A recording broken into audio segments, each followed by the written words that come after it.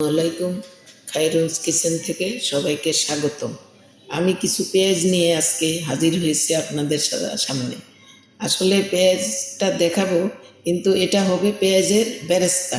অনেকের রিকোয়েস্ট আমি পেঁয়াজদের বেরেস্তা দেখানোর জন্য, সেই জন্যই আজকে দেখাবো পেঁয়াজ কিভাবে বেরেস্তা করি।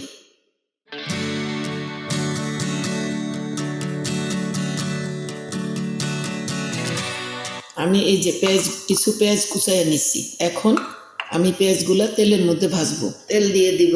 আমি 2 কাপ তেল দিলাম। তেল একটু গরম হইলে আমি পেঁয়াজগুলো দিয়ে দেব। পেঁয়াজগুলো ডুবা তেলে দিতে হবে।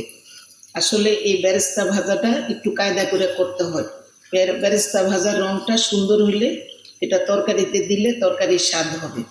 কারণ যদি কালো হয়ে যায় তাহলে তো তরকারির স্বাদ হবেই না, বরঞ্চ তরকারি তিতে লাগবে। চুলাটা মিডিয়াম থেকে একটু বেশি আঁচ দিতে হবে।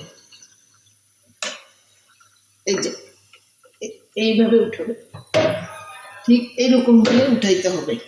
এখন উঠাইয়া একটু টিস্যুর মধ্যে নিব। উঠানোর সময় অবশ্যই চুলাটা নিভাইয়া দিতে হবে।